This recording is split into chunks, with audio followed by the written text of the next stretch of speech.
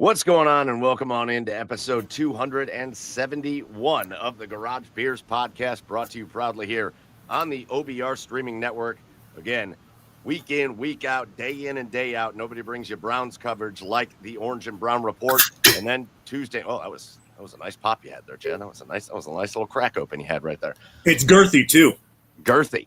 Yeah. Then on Tuesday nights, you get to hang out with us and do what we're going to do tonight. We're going to spend a lot of time with our amazing special guest, Jordan Zirm. He's already here. He's prompt. He's punctual, like a professional. He's in the background. We're going to get him in here in a minute. We're going to talk about the Cleveland Guardians. I have this whole, of course, this is the way this works, by the way, this whole show planned to rant and rave about this Cleveland Guardians season. And they go down to Houston. They win yesterday. And they're putting a hurting on Houston so far tonight. Of course, that's how it's going to go. But we're going to talk about the Guardians. We're going to talk about a little bit of something we got to talk about in the NBA. We'll get to the Browns a little bit. We'll get to other things going on in Cleveland. So you get to talk about all of it with us here on the Garage Beers podcast. Get over to the OBR.com and subscribe. If you are watching on YouTube or Twitch on the OBR's page or on our page, hit subscribe, hit like. We appreciate your support on all of that. As again, we've got a great show coming up for you. Tonight with you, as always, I'm your host, Michael Keefe. Find me online at Garage Beers Mike, and joining me with a not working microphone. So we're gonna work with ambient sounds here tonight on Garage Beers from the porch. It's Chad Meyer at Garage Beers. Chad, what's up, Chad? Yeah, it's unfortunately this is the way it's going to have to be tonight. As we were getting ready to do the show tonight, Mike said, "Oh, I can't hear you in your mic." And then I was like, "Okay, well, let's see what's going on." And then I look over at my soundboard as I was trying to unplug it, plug back in. You know, the whole reboot, restart thing. And sparks just start flying out of the soundboard. So. Yeah, tonight's going to have to be this, because your boy's going to need a new set of podcast equipment. Hey, big shout out to, I'm not giving shouts out to any big major companies, but there's that A company that delivers things right to your door, man. You're going to have a mic by next week. It's going to be 200. Hey, listen though, shout out to this podcast equipment, dude. This was a cheap little like $175 like complete starter set, and it lasted 270 episodes. 5+ years of that dinky ass microphone. Yeah.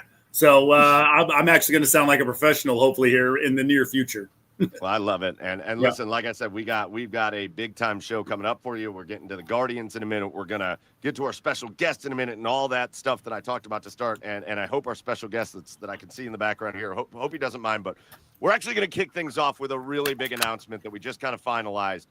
And it's humongous news for us here on the Garage Beers podcast. And we're leading the show off with it because if you're going to start listening to the show tonight, and you have to take off early or something, I want you to hear this really quickly. We have got a major announcement for next week's show.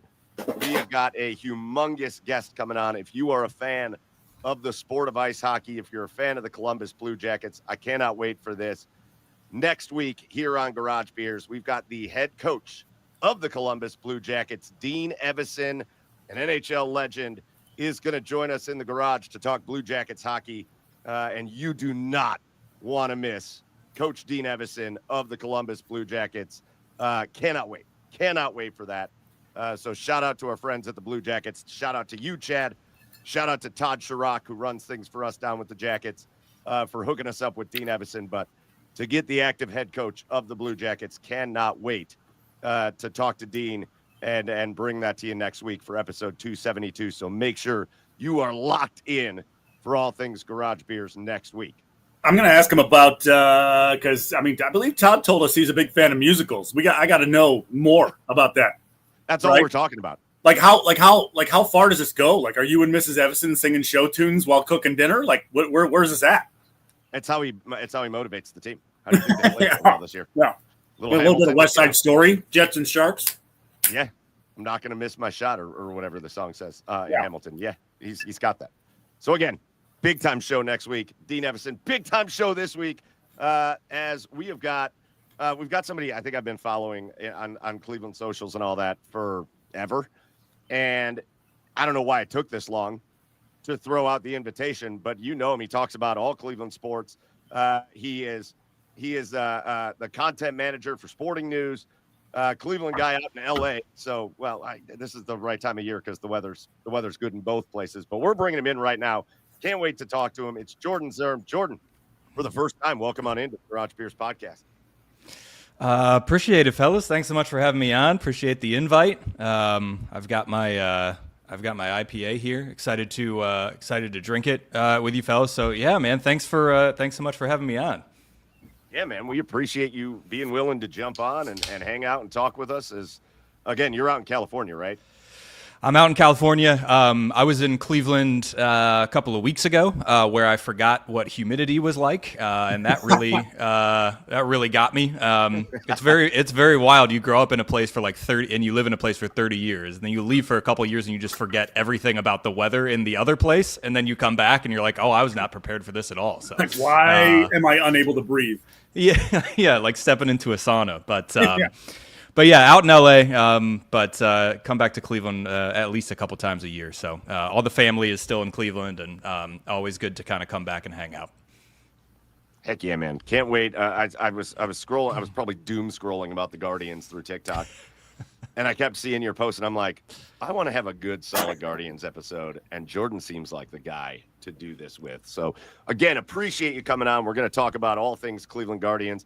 Again, playing pretty well right now, but we'll see how that goes for the rest of tonight. But before we get into all that, we've got to start, like you said, Jordan, with our favorite segment of the week, and that segment is our Garage Beers of the Week. So why don't you tell us exactly what that IPA is that you're drinking? Give it a shout out and let us know how it is.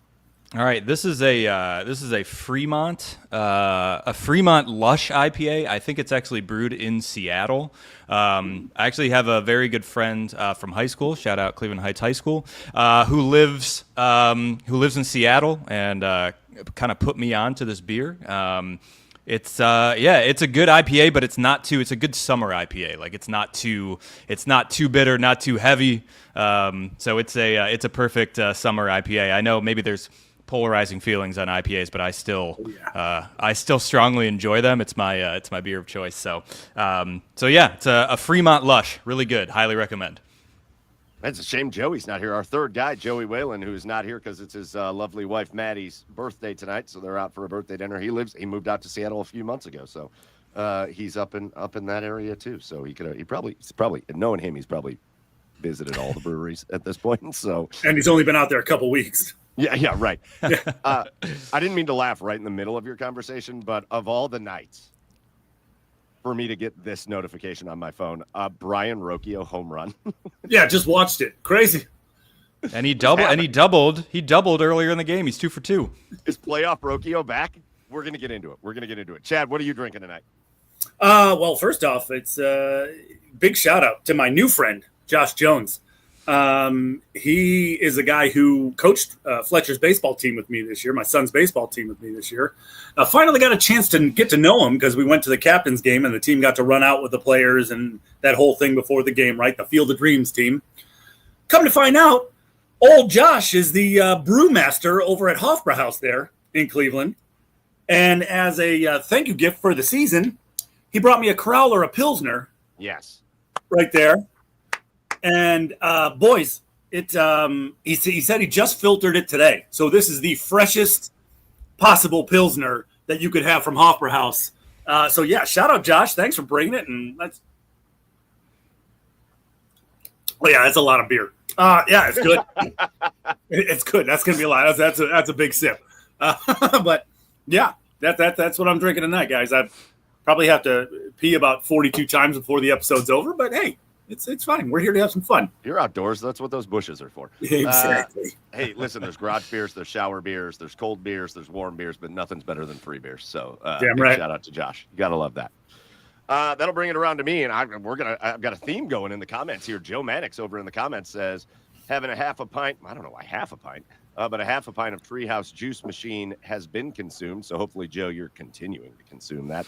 I'm going to take it to that exact same brewery. It's been a minute. It's been at least 2 weeks since I've had a Treehouse on, and the fridge is still stocked with them. So, Treehouse Brewery, Sturbridge, Massachusetts. Again, my favorite. This is called the Cataclysmic, and it is a triple IPA, 9.4%. Oh my goodness! Woo-hoo! A hefty girl here, Ooh, A hazy New England IPA. Treehouse. Nobody does it better than Treehouse. And here it is.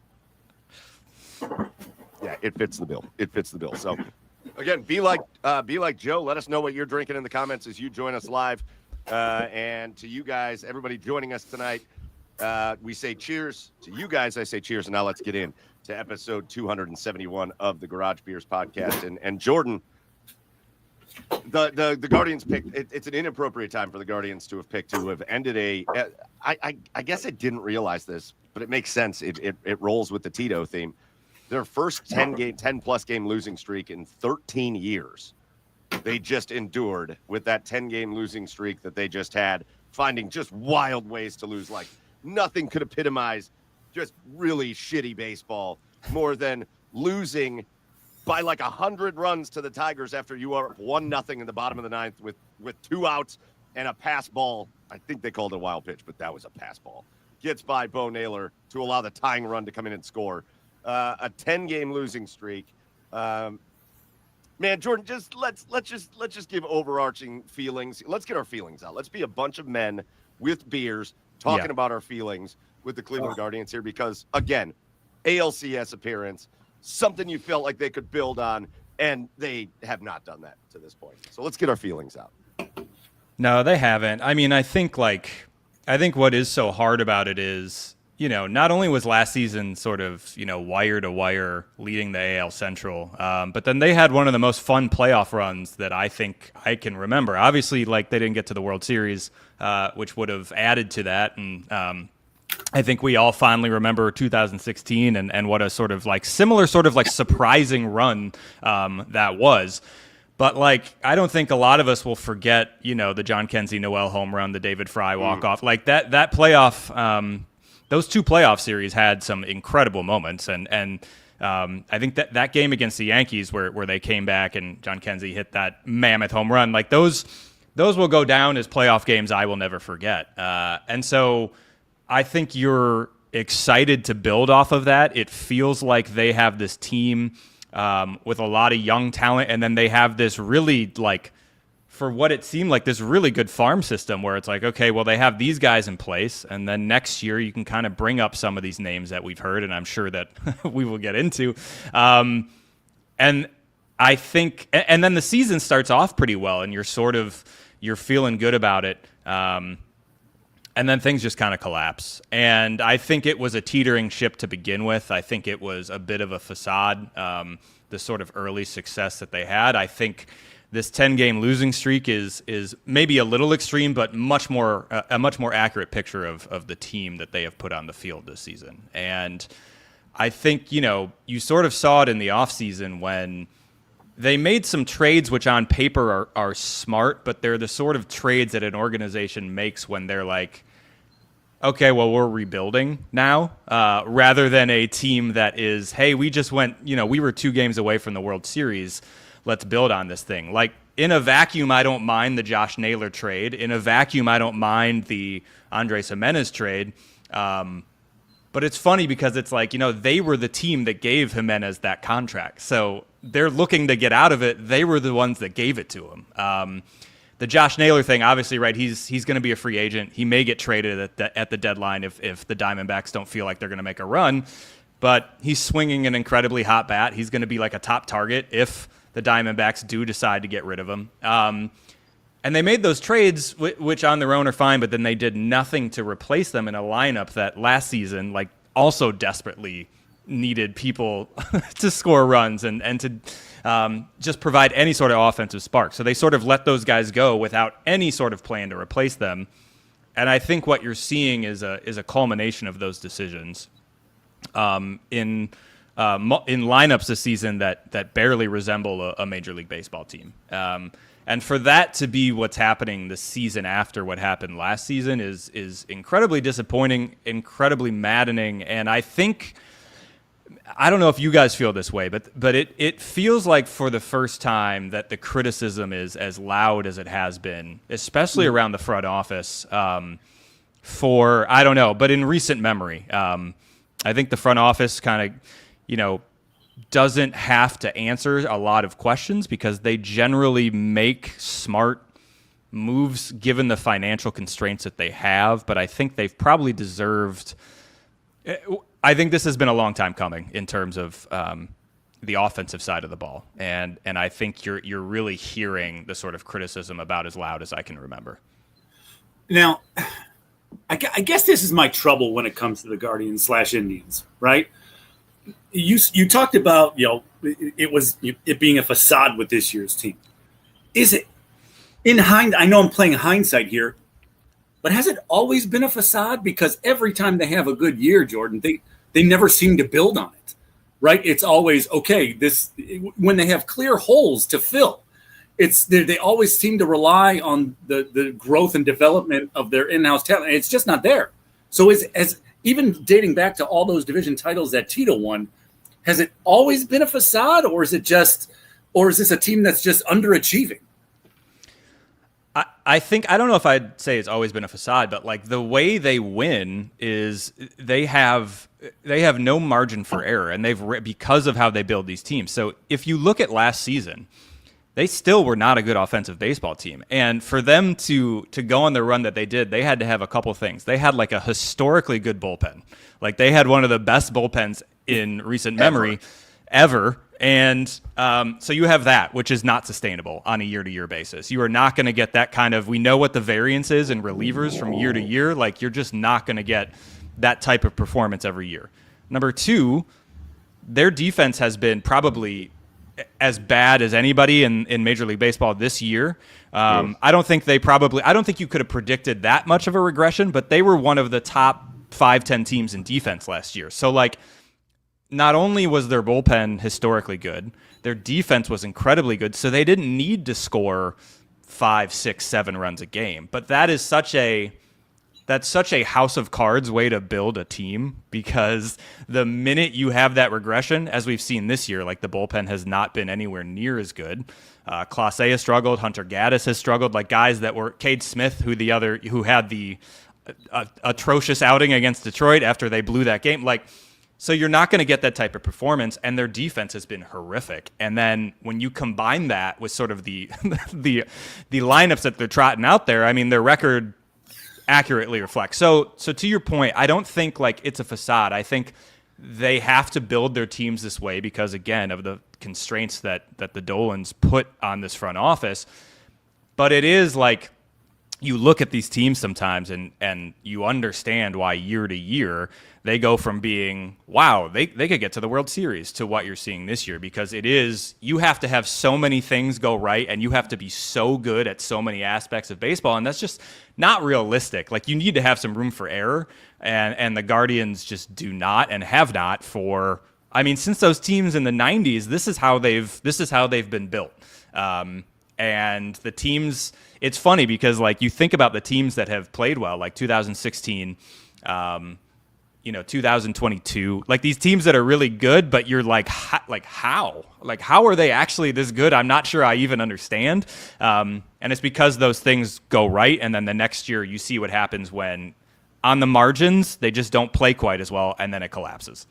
Do you guys think, like, and this can go to both of you, because do you guys think if you were able to get Paul Dolan in a room, right, for an off-the-record conversation, what do you think he would say about like the way they build these teams? Like, do you think he would honestly tell you that no, this isn't like I'm here to make money, like this isn't a championship way to build a championship roster? Like, do you think he would be honest with you guys, or do you think he would still give you like this is what we have to do, yada yada yada? I'm gonna say this, and I'll leave a little bit of what I actually know out of it. I think he will tell you he doesn't know a lot about the team. I do not think Paul Dolan, and again, it is what it is at this point. I'm not even afraid to hurt a feeling. I don't think he cares. I don't think that he wakes up in the morning thinking, man, I hope the Guardians win tonight. I don't know that he watches the games. Yeah. I don't know that he watches a lot of the games. I don't know that I'm ready to like. There are certain owners out there that I wish watched less games. There are certain owners that I wish were disconnected from the team a little bit more. But I do not think the Cleveland Guardians. I certainly In no way, shape, or form do I think the Cleveland Guardians winning a World Series brings up even the slightest bit of blood pressure and passion in Paul Dolan's veins. There's nothing there, and with a little bit of background knowledge, there's nothing there that suggests different to me. And to piggyback, I think he would tell you, hey, look how competitive we are every couple of years. Look what I always see this graphic on Twitter, and I forget if it's over like the last 10 years or the last 15 years, but like the Guardians record over the last like 10, 15 years compared to other, and it's like the Dodgers and it's like the Yankees, and then like it's the Guardians at number 5, and it's like, I think they would point to that and be like, look at what we've done, look at how we've developed pitching, look at all these things, look at how competitive we are year in and year out. And I don't think there would be any sort of, and I think this is a problem as a whole. It's not only Dolan, it's the front office too. There's very rarely any sort of self-reflection or change or adaptation in like how they operate as an organization, because I do think they think of themselves, and it is a league-wide reputation as a really smart organization. Like there's no way around that. They are smart people. They have done smart things. Well, they have to be if they're going to be this competitive. Yeah, exactly. But I think that prevents them from ever really changing their approach, because they get this sort of feedback like, oh, yeah, you guys are a pitching factory. Oh, you guys are, analytically one of the smartest teams in the league, all that stuff. And it really does prevent them from ever changing like the way they operate at all. And then you get seasons like this, which is what happens, I think, as a culmination, like I said before, of a lot of factors. But like, there's just really no like self-evaluation of the organization or desire to really, hey, maybe we should, especially offensively, like, hey, maybe we should do something different because none of our prospects are good at hitting, like, so it's like, maybe we should try something different. I don't know. You just feel like those aren't the conversations that are being had. No, and it always takes me back. I every time we get into a season like this, and man, have there been these seasons. It takes me back to a quote from Mark Shapiro when he was here, or I think it was actually right when he just left, when he left to go to Toronto, and he talked about his runs that they had in Cleveland. Again, you got to remember this is a Cleveland back then it was the Indians, now the Guardians team that just continues to just kind of be competitive all the way through. Like you think back to years like 2005, they were really competitive, and they almost made the playoffs in 2005. I think a lot of people think there was this lull of just terrible baseball. They found their way to be competitive, but it was Mark Shapiro that said when he left, his biggest regret was after that 2007 season when they went to the ALCS and they blew that 3-1 lead against Boston, because everybody knew the team that won that series was going to beat the crap out of the Colorado Rockies in the World Series that year. And he said his biggest regret is that they just said, well, we were this good last year with kind of a bunch of young guys, so stands to reason that the young guys are just going to get better. And so we're going to be this good, if not better, next year. And they weren't. And then what happened next year? You trade Victor Martinez, you trade CC Sabathia. You just consistently see that they get to these points where they make the playoffs or they make a little run in the playoffs or whatever. And then they come back the next year and they're like, yeah, well, listen, this group of guys will do it again. And they don't. And they don't. And the problem that I have is then I feel like it always gets thrown in my face that the one time they didn't do that was 2016. Because after that 2016 season, they go out and make the biggest signing of the offseason with Edwin Encarnacion. And I think at the trade deadline, that was the Jay Bruce trade deadline. That was the Jay Bruce, yep. Was it Josh Donaldson at the trade deadline too? I think that was the following year, but it was Jay Bruce at the deadline that year, yep. Yeah. But it seems like that spooked them. Yeah, it's like, well, we did it that year and we didn't win the World Series. And it's right. Like, that's how you have to do it, though. Right. Yeah. Well, they don't, they hate taking risks like that. Like I was about to bring it up, like genuinely the only time they've ever quote unquote gone for it with like additions at the deadline or in the offseason was 2017. And as they should have, it was like they just they blew a 3-1 lead in the World Series. Fine. That's whatever. They genuinely went for it. That was the year they had the 22-game winning streak. I mean, that was what's so funny is that team was so much better than the 2016 team. So much better. But they, stuff happens. Like Encarnacion twists his ankle in Game 1 against the Yankees. Like there were things that happened that prevented them going on and doing bigger things. That team was legitimately one of the best Guardians/Indians teams that I've watched. Like, and so it's like, listen, the process was sound. Now the results maybe didn't happen the way you wanted, but the process was correct. That is the correct process, and they have. In the last 20 years, like that's the only season that they, like, you could say, okay, they traded for like Brad Hand, I think the following year at the deadline or whatever, but like it's not the same caliber of thing. They always they always have one foot in the future, and yes. Like you look at these trades, for example, this year in the offseason when it's like Slade Cecconi and Luis Ortiz. These are two projects. Why are you making trades for project pitchers if you're also trying, those are moves you make when you know your team is going to be bad, right? You're like, okay, right. This season doesn't really matter. Let's try to develop a couple of pitchers that we've identified that, and they have the right, like they are almost always right on pitching, where it's like that we have identified that we think we can turn into legitimate starters. But this is not, this should not be the season where you're experimenting on pitchers coming off an ALCS. Exactly. So like it's the biggest example of how they operate, I think, is those two trades where it's like, instead of addressing anything offensively in the offseason, they said, well, okay, I mean, they did need pitching. Like their starting staff was not that great last year, but it's like that's a priority this offseason was like some guys you want to tinker with during the season. Like that is so representative of how they think about like their organization. It's like, well, okay, yeah, we had a great season. We got to keep an eye on the future though. We got to keep an eye on 5 years down the road. And they've always sort of operated with that like that. And it doesn't change. I'm just so tired, Jordan. I'm just so tired of feeling like we got to luck our way into a World Series or luck our way in, because that's what it feels like. It's it. I keep hearing Brad Pitt from one of my least favorite movies of all time, Moneyball. And it's only my least favorite movie because it's glorified this way of thinking that doesn't work. And it never has worked. Moneyball has never resulted in a World Series, but yet we glorify Moneyball, especially here in Cleveland. But you can get rid of Josh Naylor and we'll just replace him in the aggregate. That's I keep hearing that in my head. I will say shout out to Slade Cecconi because dude's been good this year. Listen, and before Luis Ortiz decided that he was maybe going to throw games, he also looked to be pretty decent. You can see stuff in both those pitchers where you're like, okay, I get it. Like I get why you went out, and obviously like you can't predict whatever is going to come out about Luis Ortiz and whatever is happening there. But and the other thing too that's frustrating is like, listen, you didn't even need to it's not like you had to go out and sign like Alex Bregman or like some huge free agent.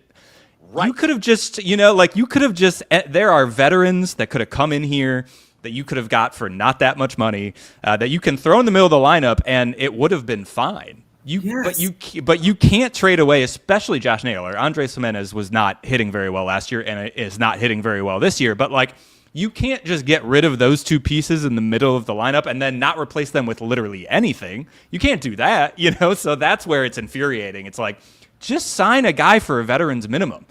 I think like you guys talk about getting spooked. It's like, listen, you're going to sign guys and they're not going to work. Like Josh Bell didn't work out. Fine. At least you guys tried. Yeah, exactly. At least you guys tried to get a power hitter in the middle of your lineup. Like, I would rather them do that and fail and have to ship that guy off at the deadline than do nothing because they're too afraid of like, oh, we have to give up a prospect and this guy might not work. They're just always they're paralyzed in these decisions and they end up doing nothing, and that's the worst thing you can do. That would be so much more tolerable if they just signed a guy like Josh Bell every year and if it didn't work out, trade him away. That would be so much more tolerable. And let's you hit something that I have said over and over and over and over and over again, because I think when you start having conversations about the Guardians, people just they kind of clasp their pearls and they dig their heels in because they've been competitive and they've got one of the best regular season records, or at least they did for a while in baseball over a stretch of time. And what more do you want out of a small market team, which is a joke anyways. But or you have the other people that are screaming they should be able to sign everybody and blah, blah, blah. My thing has always been this. if you want to play, I hate talking about contention windows because I think it's loser mentality all the way. I think contention windows are for losers. But if you want to play the contention window game, I'm perfectly fine with you riding waves, with you ebbing and flowing into contention windows. But when you're in a damn contention window, if we're going to talk about salary, because again, lots of people want to act like salary doesn't matter in baseball. It matters as much as anything in baseball. It matters. If you're a Major League Baseball team owner and you can't ebb and flow from one of the lower payroll teams in baseball to now we're competitive, so we're going to be like a mid-level payroll team, just like 16, 17, somewhere in that range. If you can't get to that, then you're never going to win that big one. You're never going to, because it doesn't happen and no teams ever do it. And it is the rarest thing. If you can't grow into a mid-market kind of team as far as payroll goes, then what are we doing here? And that to me is frustrating. That to me makes me feel hopeless, because as close as they've come, they've been one win away from a championship. They've been one killer Jason Kipnis foul ball away from a championship in 2016. They've been so close, but it does not excuse the fact that since 1948, there hasn't been one meaningful banner hung in that stadium. It doesn't, and you just look at like the Tigers right now.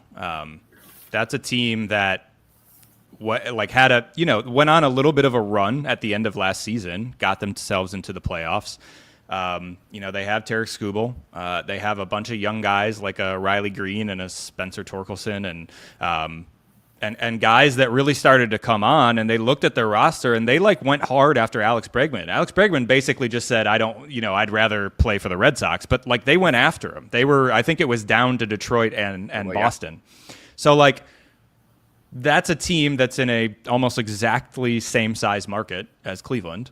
But has an owner and a front office that's willing to, when they see what their team is, when they see a team that went on a second half of a season run to get into the playoffs and give the Guardians a really good series, and you have a pitcher like Tarek Skubal, and you have a pitcher like they went and they traded Jack Flaherty, and then they signed him back in the offseason. They brought him back. So they recognize that they are in that window, and they want to maximize as their young talent sort of, kind of flows to the top. And you're seeing that a lot. I think Colt Keith, one of their young guys, had a 2-run homer tonight. So that is such a dichotomy there between how Cleveland operates and then how somebody like Detroit, who's basically Cleveland and Detroit, we're like this. We're the same. We're the same. And how they operate is just in two very different ways as they kind of went after it. And look at them. Still best record in baseball. They're going to probably be the top overall seed in the American League. They're going to have a legitimate chance to get to the World Series with that starting pitcher, those starting pitchers in that lineup. And had they signed Bregman, who knows? But they were we're going after him because we feel that there's a window opening right now. Let's get Bregman in his prime for a couple years and let's go after it. And that's just not. You brought up Josh Donaldson. They signed him when he was on his last legs. That's the kind of guy where they're oh, what about Josh? He was unsigned. He was rehabbing back from an injury, I think. Yep. And they're oh, what about him? Let's try him out. Those are just. It's such a difference in those things, and it's frustrating. He played well after he left Cleveland. He had a couple more good years after he left Cleveland. The thing that kills me, and I don't want to make this all about payroll and the owner, although I will have one more owner point after this. But I want to talk about a little bit of, all right, well, if we've got a foot in the future, then let's talk about that for a minute, because who knows what's going to happen here this season. But the thing that kills me is we're sitting here talking about markets and small markets and market sizes as if I know that's not the only factor in how big a team's payroll is. And there's other things involving the ownership and the money they have to spend and all that. The thing that kills me every time I look at it is the two cities in baseball that have the closest market share to Cleveland are San Diego and St. Louis. Yep. Two teams. San Diego is consistently a top 10 payroll in baseball, and St. Louis is consistently a mid-level payroll in baseball. If they're not contending, it's higher. Yep. Or if they are contending, it's higher, I should say. So I always just want to give me the spare me conversation when it comes to well, we can't, we're in a small market. Spare me.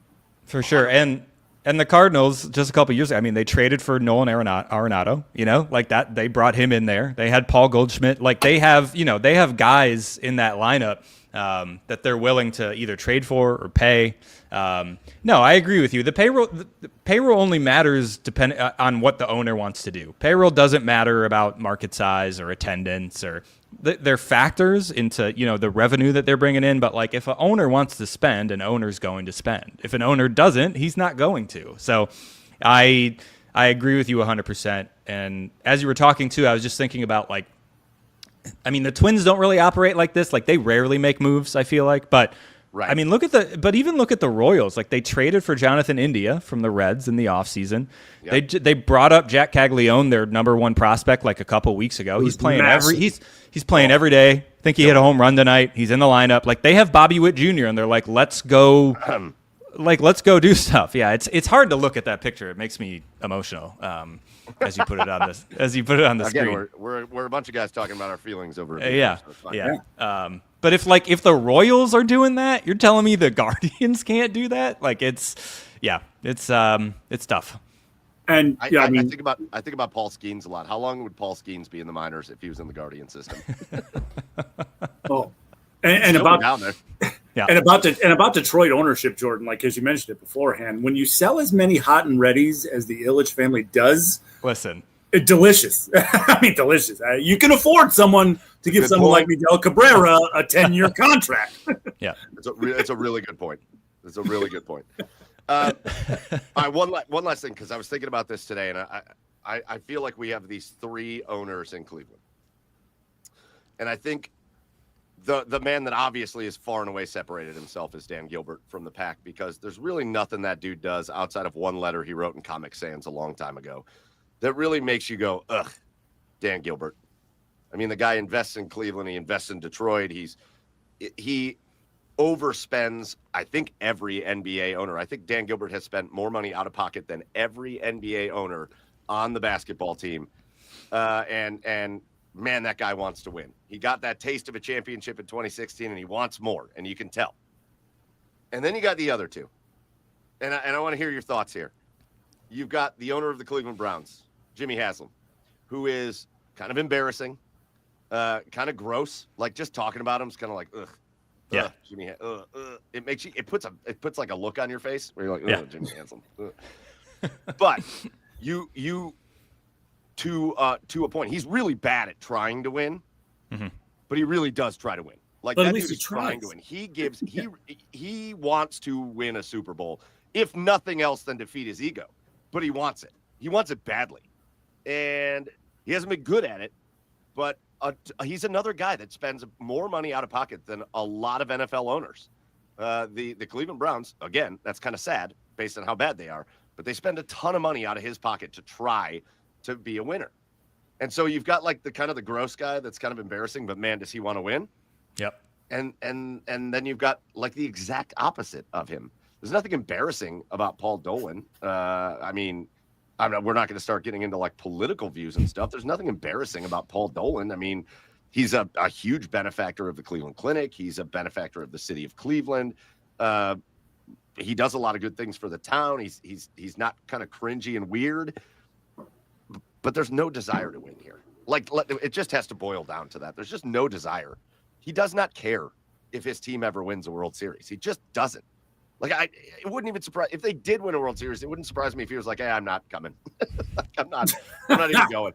Like I don't know. Like where do we want to live here? Where do we want to live? I like to me. I think I'll put up with the owner that wants to win. Oh yeah, I think you like 10 out of 10 times.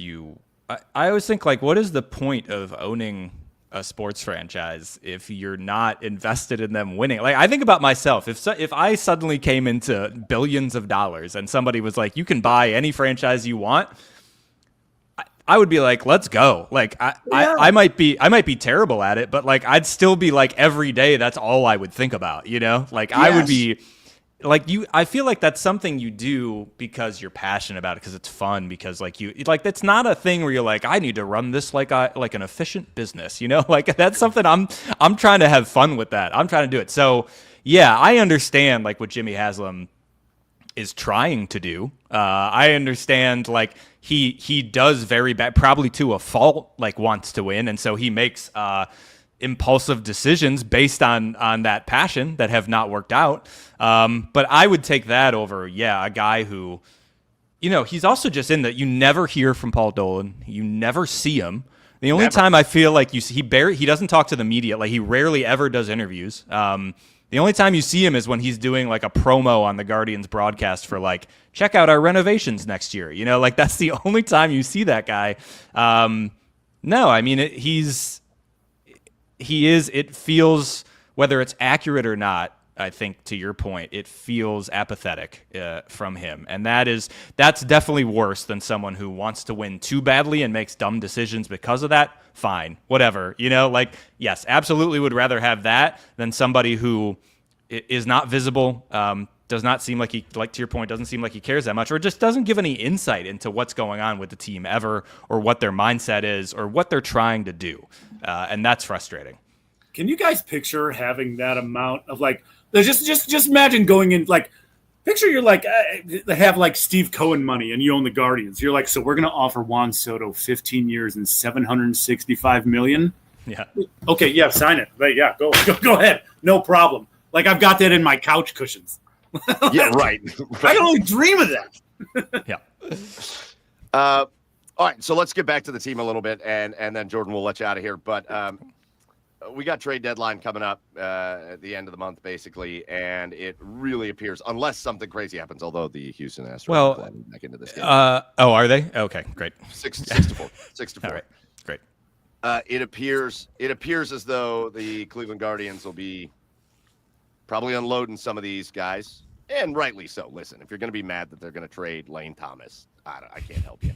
If you're going to be mad that they're going to trade Carlos Santana, listen, Cleveland legend, love Carlos Santana, but yeah, he can go. He's got to retire. Carlos is done. Who are the names? Who are the real names to watch? I mean, I for me, it just is always coming back to Emmanuel Clase. Yep. I feel like Emmanuel Clase is the guy you can actually get a haul for. So you got to make the move, right? I think you have to do it now, because I don't think his value will be any higher than it is right now. He had a rough start to the season, but he's been pretty damn good since then. Yes. I think to your point, you could absolutely get a haul. Like contending teams are always looking for bullpen help at the deadline, and especially a guy of Clase's caliber. Like it will be a bummer. He's one of the nastiest closers I've ever watched. I had so much more fun watching him than I did watching any number of closers at the Guardians/Indians who would like Chris Perez, Bob Wickman, guys throwing like 88 miles per hour. Like Joe Borowski. They very rarely had a guy that was just throwing heat. Like you felt like, okay, this dude is throwing a 100-mile-per-hour cutter. Like we're good. So he's been an absolute joy to watch. Yeah. But like the holes on this team are immense. So I think I would, as depressing as it is, the closer has such a small effect on your team for what the Guardians need, and they have one of the best in the game, and they should absolutely demand a haul. And I think you got to do it. I think it's your biggest chip. I think even if they were contending, it's just kind of like a good closer is a luxury. I think yes. in this day and age, you have so many guys that you mix and match and pitch different innings that if you can get a haul for him, you do it. So I don't know if they will. Cade Smith's just sitting here. Cade Smith is here. Like exactly. You got his replacement. He's there. Yep.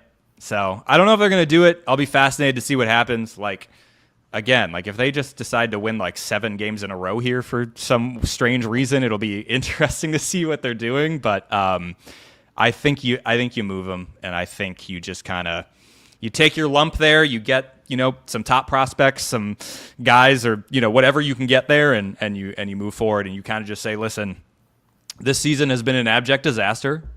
We've got to acknowledge that, and we've got to move forward. I think even if they rattled off 7 in a row, I'm probably trading Clase. Like I agree. Resigned to that at this point. Let's get what you can get for this dude. I don't know if they'll get that big of a haul, guys. I don't know if you saw this, though. Tyler Naquin just made it to Lake County as a pitcher. So it's true. He's on his way. He is on his way. Oh shit! That's the closer in waiting. Yeah, You talking right. about Usain Naquin? Oh, Yeah, I love that. damn right. Now I will. I think I'll be interested because I do think it's an interesting talking point. We've seen them be buyers. We've seen this front office group, although guys have come and gone, but we've seen this front office group be buyers at the deadline, and they've generally done pretty well at it. They've generally, when it's like that rental player type deal, they've generally done pretty well outside of guys like Josh Donaldson. We haven't seen them be sellers a lot. And I will say in big trades, although I think they, again, in a vacuum, did okay this offseason. I'd still rather have Josh Naylor, but Slade Sconey looks like a pretty good pitcher. They still have a lot of work to do. Am I wrong? Am I wrong? I'm not. I still am not over the Francisco Lindor deal, and every day that goes by, I'm still not over the fact that you traded the face of your franchise. Which, again, that's fine if you felt like you had to do it. Again, part of the reason you don't hear from Paul Dolan is they don't want him to talk based on what he said about Francisco Lindor. Enjoy him.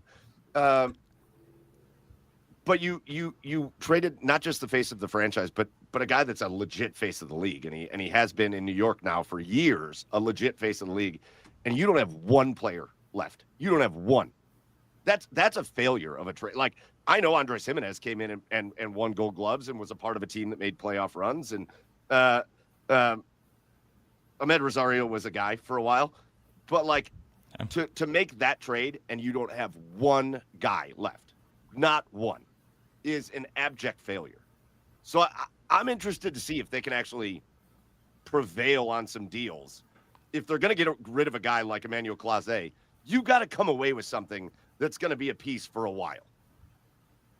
They do, and I think you're right. Like, they haven't really been tested in that area in a while in terms of like a big name that you send out, probably since Lindor and that return. And yeah, I forgot about Ahmed Rosario because what a sorry, what a time. It's wild to me that he just pops up on a new team every year, and I'm like, oh yeah, there he is. There he is. Yeah, there he is. So like yeah, him and Jake Bowers. Yeah, yeah. Every time I see Jake Bowers, I'm like, that guy is playing on a team.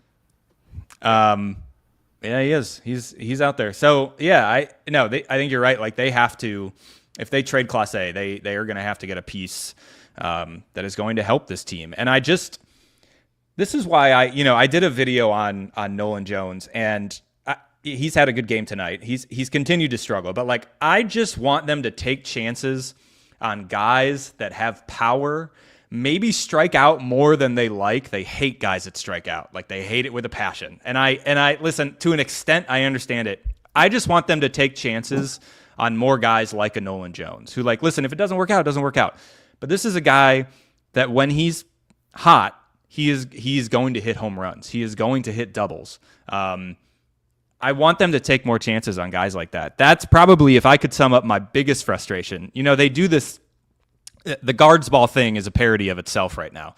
Yes. But even last year when they were hashtag guards ball, I don't want to watch my team play baseball that way. I want my team to hit home runs. I want my team to score more than 3.5 runs a game. Like, I hate the like love of like, oh, let's bunt them over. Let's play small ball. I don't want that. I really don't want that. I really don't enjoy watching that. I would rather just be able to rely on a team that can score runs and do it easily rather than like single. Okay, sacrifice fly. Like, I just don't.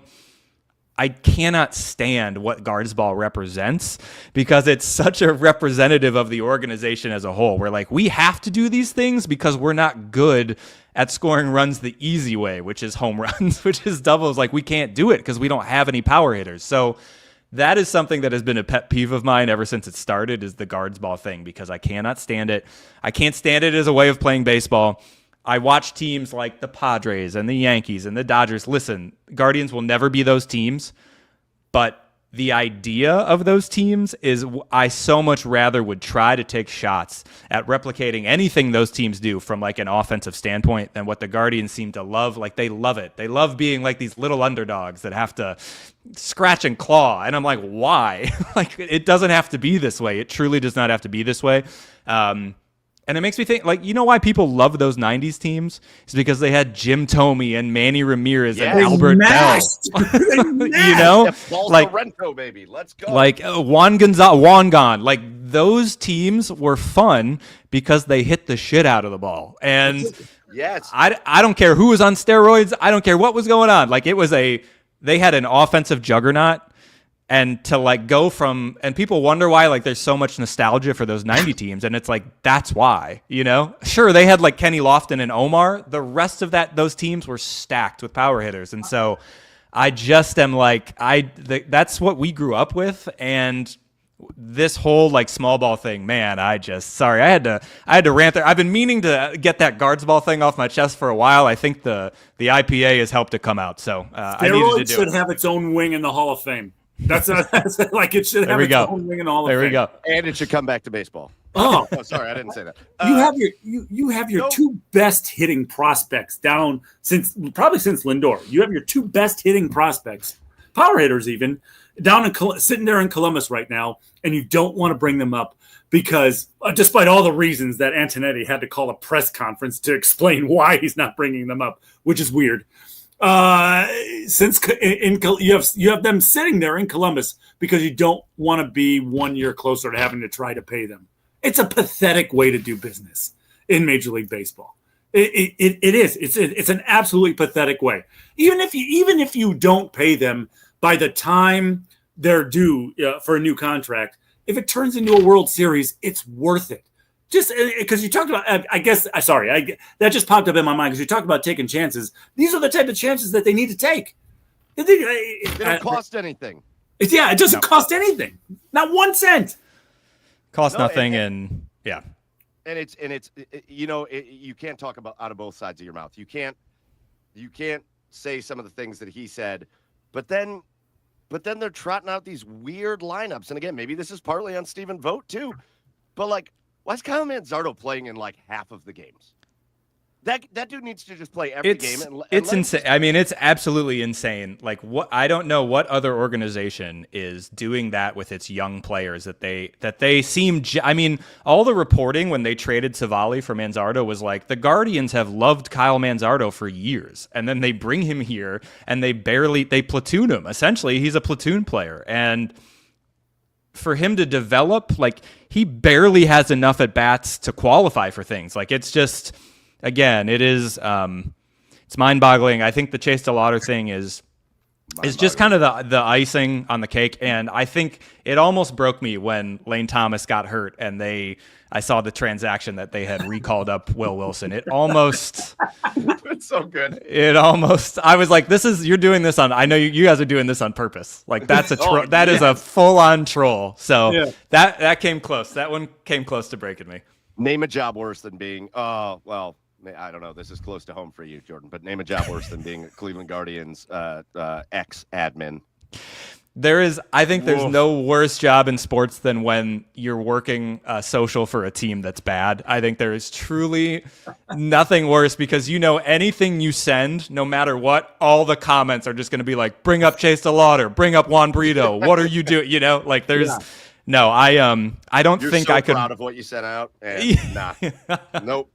No, I don't think it would be. I don't think working for a team social account. It's not for the weak. You're gonna get those. Don't look at those comments. Is all I'll say. Jordan, man, this has been great. There's still so much more to talk about, and we'll have to hit on that as the season goes on. But it's been great talking Guardians baseball with you. It's been great having you on and having a beer with you for the first time. Jordan Zirm, manager of social for Sporting News. Jordan, man, you are awesome. We really appreciate you coming on and hanging out with us. And let's not make it another 5 years before we do it again. Yeah.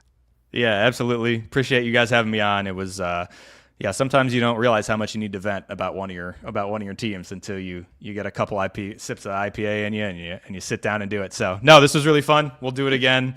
I don't know. Maybe the Guardians are back and they'll be in the World Series. Who can say at this point if they haven't blown this lead fully? So do not bet money on it. Do not. They're on the way. Don't do it.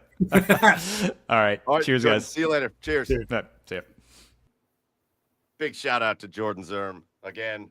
From Sporting News, but again, a guy that's just been kind of a big-time voice in the Cleveland sports scene for a long, long time. Big shout-out to him for coming on and venting Guardians with us again. Really, that's where it came from. I saw him. He went on a vent session on Twitter or on X, and everything he was saying, I was like, yes, right, more, right. yes. And I sent him a DM. I'm like, Jordan, I don't know why we haven't done this yet, but you want to have a beer and come talk Guardians with us? And he was like, yes, I do. Yes, I do. Yes. So big shout out to Jordan Zirm for coming on into the garage for the first ever time having a beer and talking Guardians with us. Not much more to say right now. Guardians still up 6-4 in Houston. Would be a huge series victory. I mean, I don't know, just for morale. Sure. To go to Houston and take the series. Gain some momentum going into the break. Just for morale, I'm starting to feel bad for these dudes. So just a little morale would be nice. Yeah, right. We'll see. They're only up. They were up 6-1. Now it's 6-4. So we'll see if they can hang on for another few innings. But in the meantime, we're going to continue on with the last bit of episode 271. And as usual, right when our special guests leave, that's when it's time for us to do our asshole of the week, where we call somebody out, one person, a group of people, several people, for just being an asshole this week. And so, Chad, why don't you kick us off? Who is your asshole of the week this week? Oh, it's Luis Ortiz. Like, what are you doing? What are you doing? Like, I mean, whether it's true or not, you couldn't have made it more obvious, right? No major league pitcher throws a ball that bad.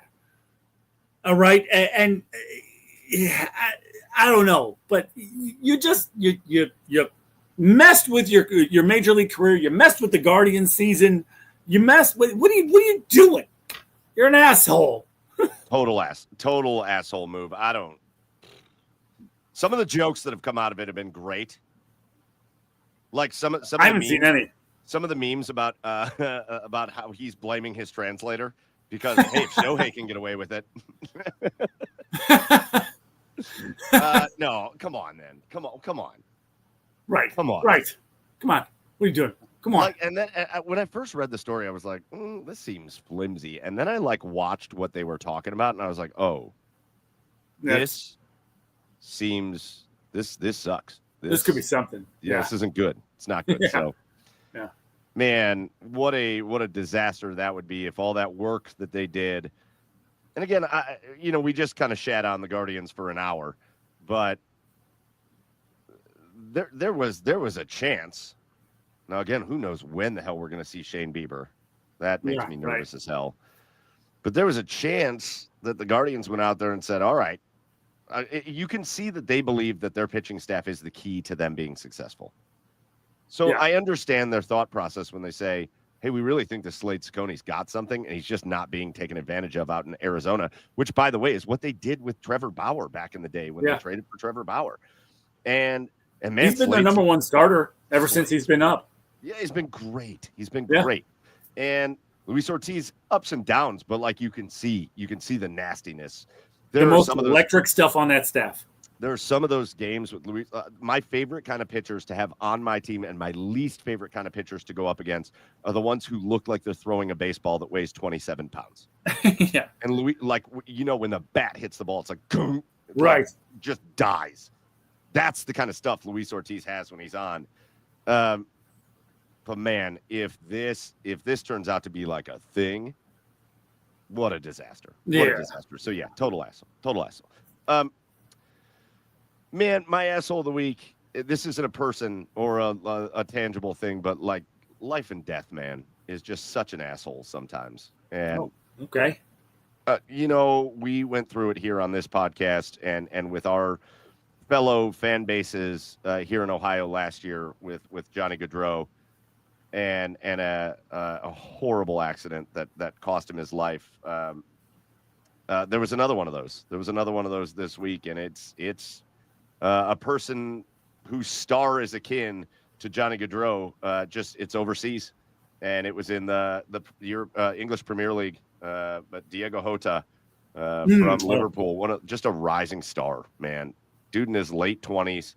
And again, I don't want to get in. Don't even start putting in the comments like, oh, they said he was speeding or whatever. I don't want to hear all that. the bottom line is two guys lost their lives, and this dude again was a star player for Liverpool, just a star player, and reports came out that he kind of secretly got married just like 3 weeks before the accident happened, and just a dude in the prime of his life, in the prime of his career, a guy that's about to be a global superstar. He's already on his way there for one of the top soccer teams on the planet, living his dreams, and he gets in a car accident. And it's all over and it's gone. And it's part of this is my cheers to the star that was Hota and what he was, but also just the fact that it can end that fast. And again, we experienced it last year with Johnny. Just the fact that it can end that fast is just, that sucks. So who's your asshole again? What's your asshole again? It's like life and death. It's yeah. Life in general can be an asshole. Just life and death. Yeah. All right. So that was kind of a tribute to him, but also it's just the fact that life can be an asshole sometimes. All right, let's move on to some kind of like quick hitter things, Chad. Sure. I want to talk about this because we haven't had a chance to really talk about it, and I am very excited. Right? I'm very excited to do it. Something very familiar has started happening lately. Something very familiar. Something almost hilariously familiar has started happening this year. You ready for it, Chad? LeBron James, Los Angeles Lakers. And you guys are, by the way, in the comments. I meant to get to this earlier. I'm sorry. I'm kind of an asshole for not getting this. How about Rage Quit comes into the comments hard earlier, 9:16 p.m. Hey, how you sons of bitches doing tonight? God, that's a good way to come into the chat. All right. A good way to come into the chat. And then Surge follows it up right now. You beautiful sons of bitches. Yeah, let's go. Yeah, is that the word of the night? We are sons. You guys are hammered, huh? We're sons of bitches, and we're happy about it. Lots of all too familiar stuff going on with this gentleman right here who's on the screen. If you're listening to it later, it is a picture of LeBron James in a golf cart in the Northeast Ohio area wearing a hat that says "Welcome Home."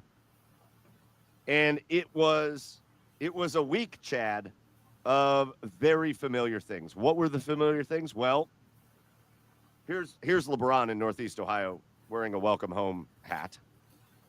And then here's LeBron on Instagram making comments on people's pictures because they're wearing LeBron in Cleveland jerseys. And he's like, that's the right jersey right there.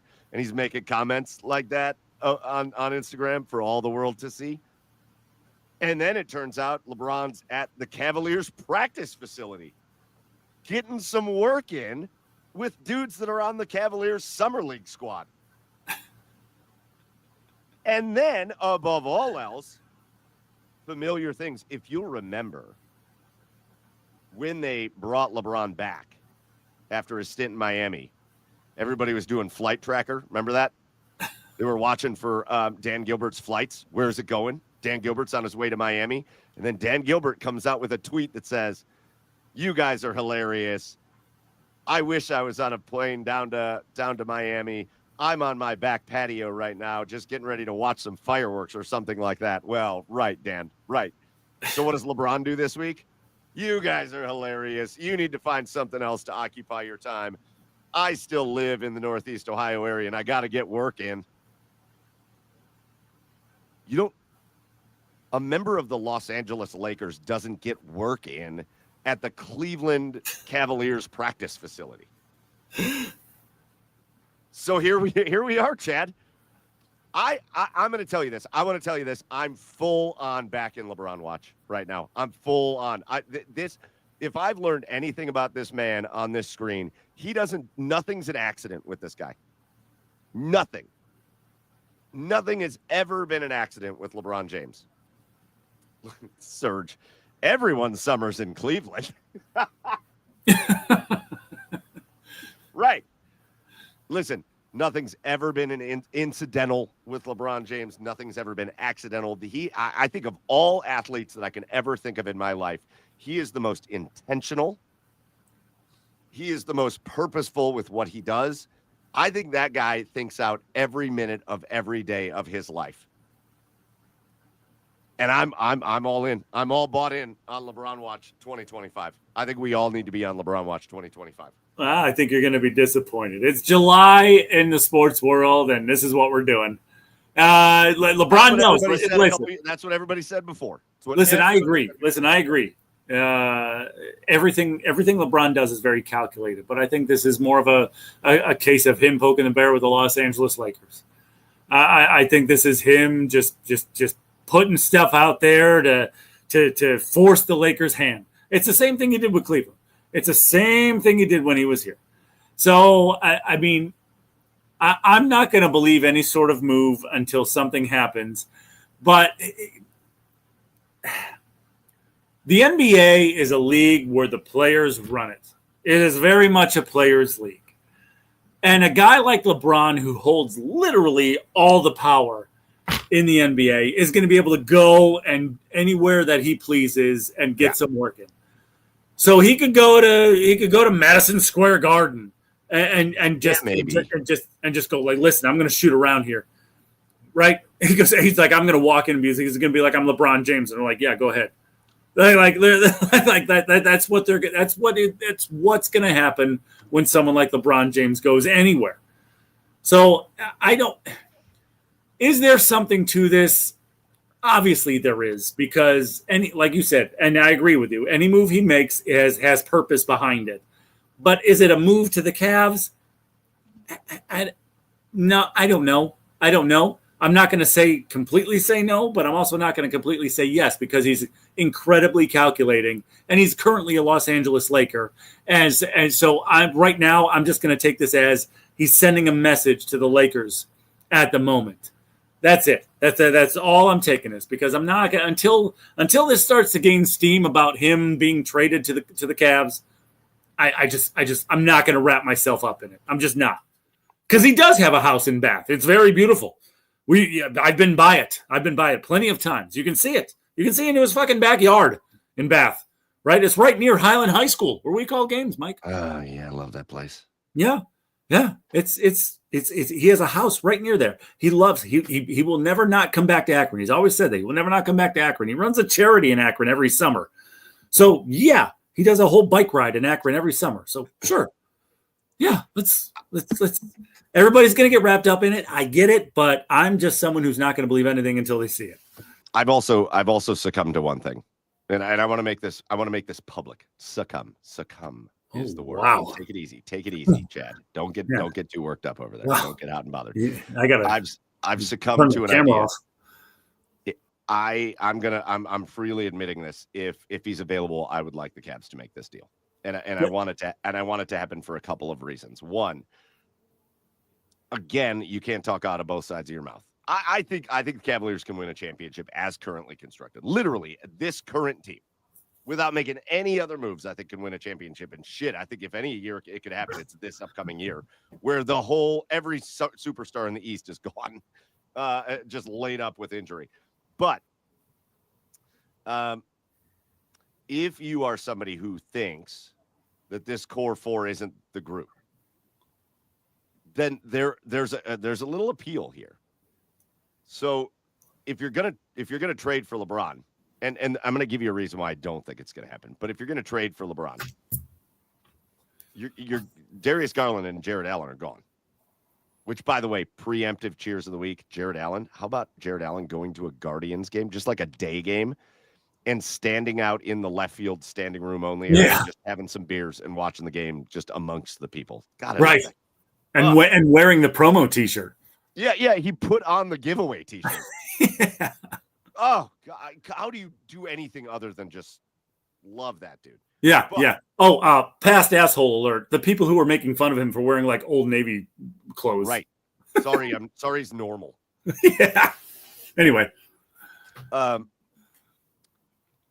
going to get those guys are gone. And so now you're looking at going into the season with you're probably looking at Lonzo Ball and Darius Garland and LeBron James and Evan Mobley and Whoever else you got, I don't know, Larry Nance Jr., maybe Evan Mobley's your center. Maybe LeBron's your power forward, and Evan Mobley's your center, and Max Strus is starting. Or if you can find a way to keep DeAndre Hunter. I really like that team, though. I really like Sure. the playmaking on that team is outrageous. That's a title contending team. Here's the other reason I like it, though, and this is and this gets into a little bit deeper of a conversation, but like everybody's a little concerned about the Cavaliers when it comes to the salary cap and the second apron and all that stuff and their flexibility moving forward and all that. Well, if LeBron comes in and let's say you pay him for 2 years, 2 years from now, he's off the books. And all that salary is off the books. And all of a sudden, the Cavaliers, you still have Donovan Mitchell, you still have Evan Mobley, whoever else you choose to keep from the team, and you have cap space. Because you've already extended those guys. Those guys are already making their money. So now it's almost like you have a little out to be like, hey, let's run this with LeBron. But when he's done, we're not left with the shambles of LeBron like we've been left with in the past. We're left with a hell of a roster still and cap space to build around it. There's reasons that it's a positive.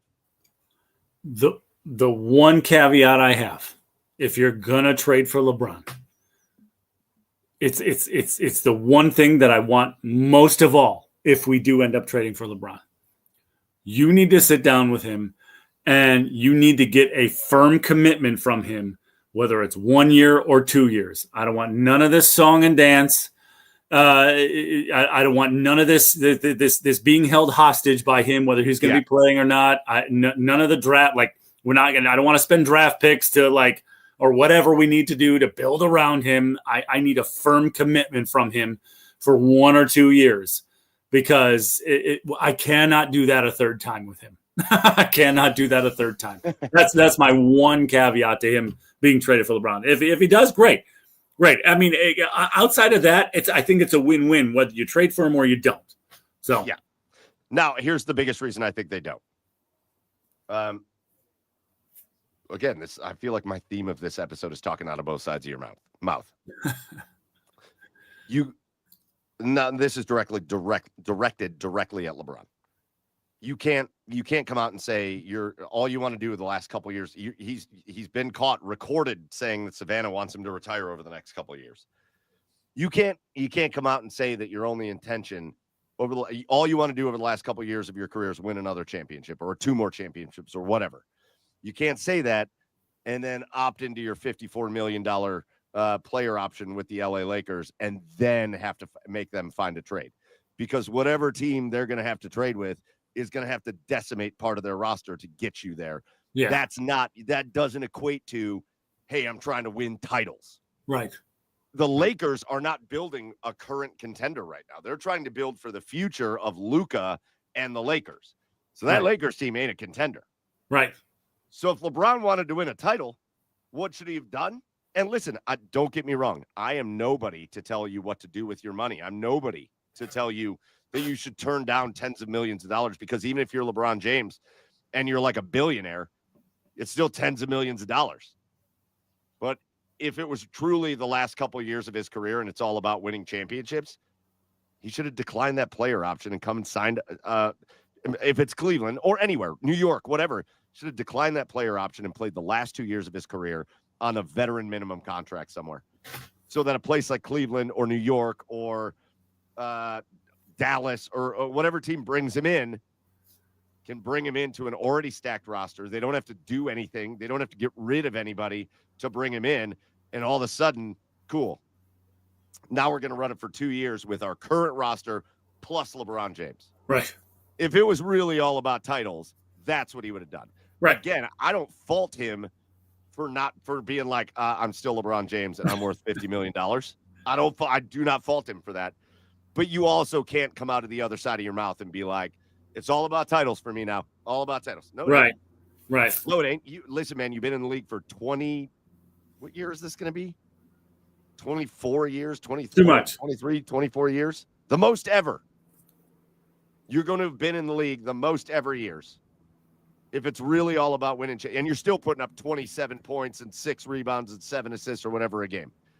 If it's really all about titles, you take a vet minimum somewhere and you go win titles somewhere. So that's why I don't think it's going to happen because, again, the Cavs are going to have to decimate 2 of their starters to bring LeBron in. Right. Would it be worth it? Yeah, maybe. Sure. But that's what's going to have to happen. So, anyways, the smoke signals are happening, and it's something to keep an eye on. Really quickly, and I think it's maybe the last thing before we get to Cheers of the Week. But I want to talk about one other thing, Chad. And this could go back to the asshole of the week, but let's go to the Browns for a hot minute.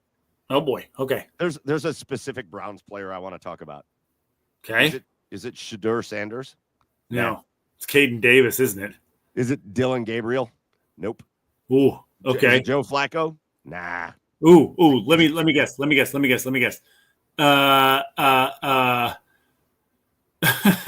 don't know.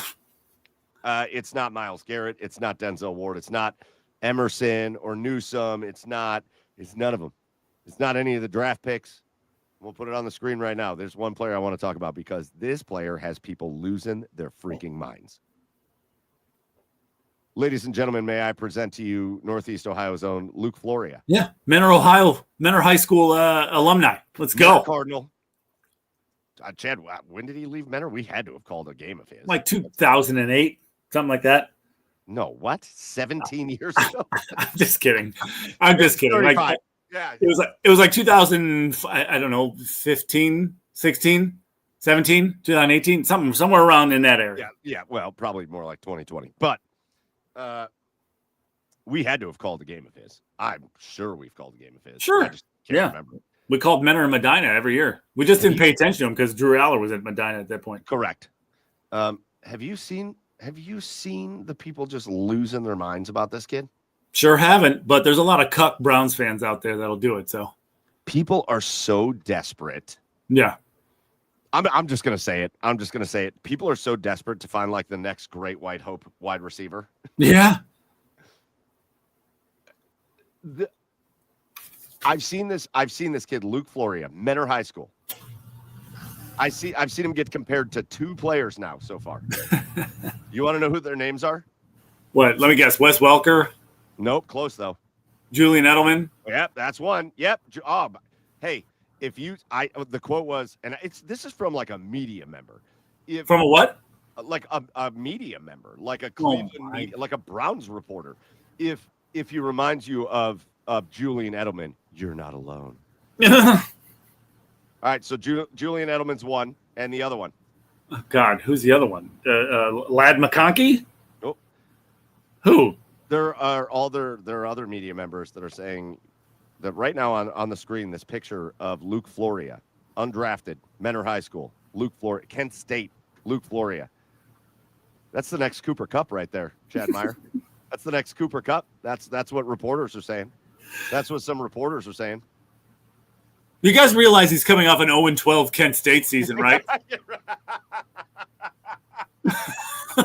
Like, not to say that he can't be a success story, but he was part of a winless college football team. That's hard to do, especially in the MAC. Surge, a true grinder, a real coach's son, student, high motor. Type. Yeah. Oh yeah. Just a knack for the football. Yeah. Knack for the football. Yeah. The gym rat. That's the other thing. Everybody's like, well, he's like a lot of guys are small. Nobody's 5'8", 179 is the size on Luke Floria. Neither one of those guys we talked about before were 5'8", 179. Listen, God, wouldn't it be great if this Menor kid, this Kent State product comes out and is just this like phenom, catches everything, shifty, gets out of tackles, he's fast, he's agile, he's a guy that you could just get the ball in his hands and he makes things happen. Wouldn't it be awesome? But can we all slow the hell? Luke Floria is the Cleveland version of Arch Manning right now.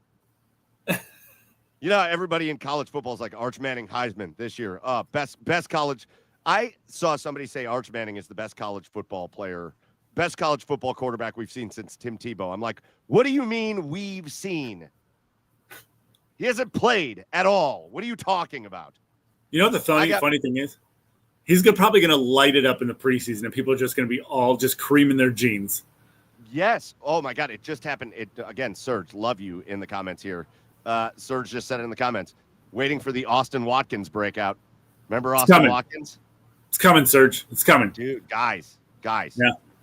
Before we start crowning somebody the next Cooper Kupp or Julian Edelman, or do we always have to say that a white receiver is like other white receivers? Like there's other guys that he could be like.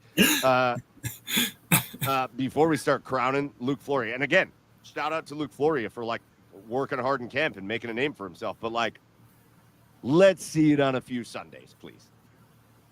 Before we start calling you the next Cooper Kupp, let's see it work out on a few Sundays before that, and then I'm all in. Nope, he's Cooper Kupp. Oh well, you know what? Fair enough. Because I said it. Because I thought it, I said it, and that's what it is.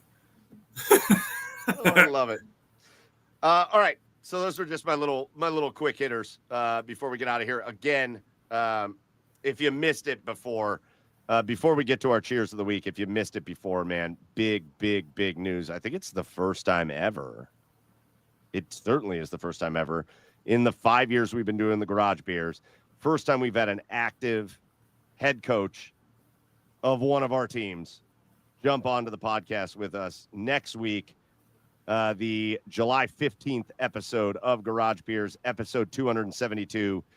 It's me, it's Chad, it's Joe, and it's the head coach of the Columbus Blue Jackets, Dean Evison. I cannot wait for this conversation with Dean Evison. Again, we're going to get into show tunes. We're going to get into taking over the helm of the Blue Jackets, and we're going to get into, man, how are we going to take this team and make them a real Stanley Cup contender? Dean Evison joining us next week on episode 272. You do not want to miss it. Now it's time for us to wrap things up here on episode 271 with our cheers of the week. And Chad, I let you go first with the asshole of the week, so I will lead things off with the cheers of the week. And I'm going to go back to one of the owners we talked about. I'm going to talk about, here's Sean. I will be honest with you guys. Sean said, will Dean Evison be live or pre-recorded? We're going to pre-record that interview with Dean Evison because he wasn't available Tuesday night at 9 p.m. It's not the easiest time to be available. So shout out to Jordan Zirm tonight for being available. But we'll have a pre-recorded segment with Coach Evison, and then we'll do the rest of the show. So just so you know that. I'm going to go back to Dan Gilbert for my cheer of the week, and he's going to be included in this. Dan Gilbert and the rest of his crew. How about bringing the fifth COSM in all of the United States? I'm fifth so one excited. Is coming to Cleveland. They are building up that weird parking lot that's right across the street from Rocket Arena, like right kind of between Rocket Arena and Harry Buffalo and that whole area. They're building that area up, and that is going to turn into a COSM/other retail area, I think. I cannot wait. That's been like a since those things have popped up just over the last 2 years. Right. That has been like a bucket list sports atmosphere for me, whether it's a college football game.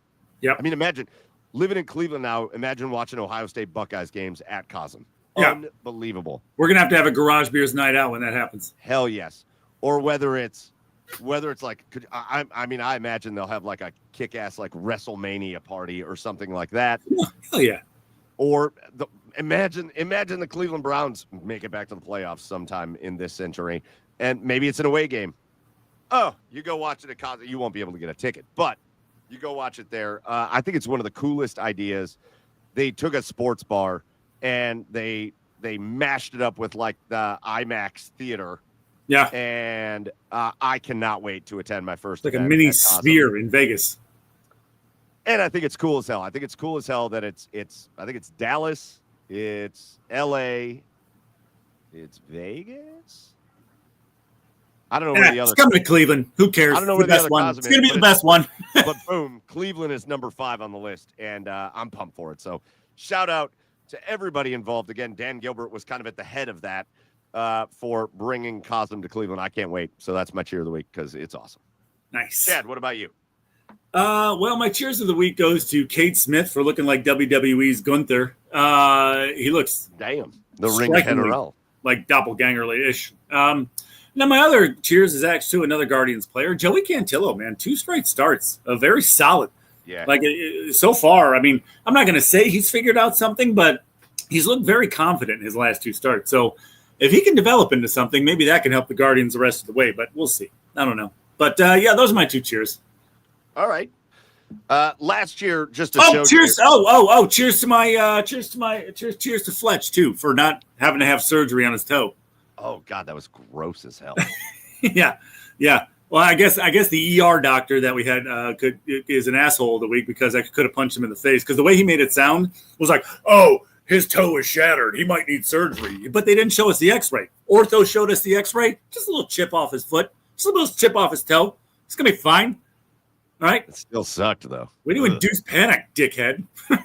Sorry, we didn't talk about it, but Chad's son Fletcher just destroyed his toe with like a piece of playground equipment, and yeah. Chad decided, Chad, you got to send like a warning, by the way, before you just send the text message of the picture of the toe. Nope. I opened that. Nope. And I was like, Nope. Nope. Fletcher's toe is just hanging on for dear life. Thanks for the pick.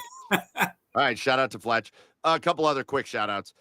Serge wants to give a shout out to first responders that jump in to help during tragic events going on in the country. Hell yeah, there's a lot of those happening. And those people that just jump in and risk their lives, big time shout out to them. I do want to give a shout out, cheer of the week to Maddie Whalen, our third host, our third co-host here on the show. Joey Whalen not here tonight because it's Maddie's birthday. So a big time Garage Beers happy birthday goes out to Maddie, who is Garage Beers family. Big time shout out for the birthday. We want to give her a shout out as well. So that's going to do it for episode number 271 of the Garage Beers podcast. A couple thank yous to give out before we get out of here. First of all, thank you to our special guest here tonight, Jordan Zirm. He is manager of socials and content for Sporting News. Big time shout out to Jordan for coming in and talking all things Cleveland Guardians, for venting Guardians with us over a cold beer or two, and really sharing some really good stuff. Really good conversation. Also some laughs. Big time shout out to Jordan. Make sure you go follow him at Jordan Zirm on the socials. And I'm sure we will do that again with Jordan in the near future, but big shout out to him for coming on with us. Shout out to the OBR for hosting us. The Orange and Brown Report is the oldest and largest independent Cleveland Browns coverage site in all of Cleveland. And then they are gracious enough to host us every Tuesday night to talk about the Guardians and the Cavs and the Blue Jackets and the Buckeyes and also the Cleveland Browns. But listen, the OBR, 5 nights a week, bringing you nonstop video coverage. And then at theobr.com, the best written coverage of the Browns you're going to get anywhere in Cleveland. So make sure you get over to theobr.com and subscribe. And make sure you subscribe and follow on YouTube, Twitch, or anywhere you follow the OBR.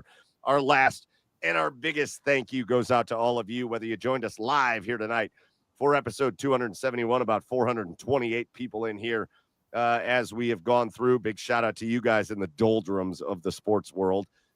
Big shout out to you for joining.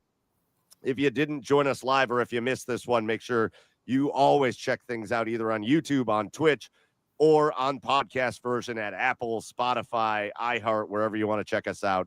Big shout out to all of you that support us and that listen and that watch. We appreciate you and we love you. So that is going to do it for us here for episode 271. For Joey, who's not here because of the wife's birthday. For Chad at Garage Beers Chad, I am Michael Keefe at Garage Beers Mike. Go follow the show at The Garage Beers on all the socials. And we will see you next week for an absolutely enormous episode 272. Until then, cheers, everybody.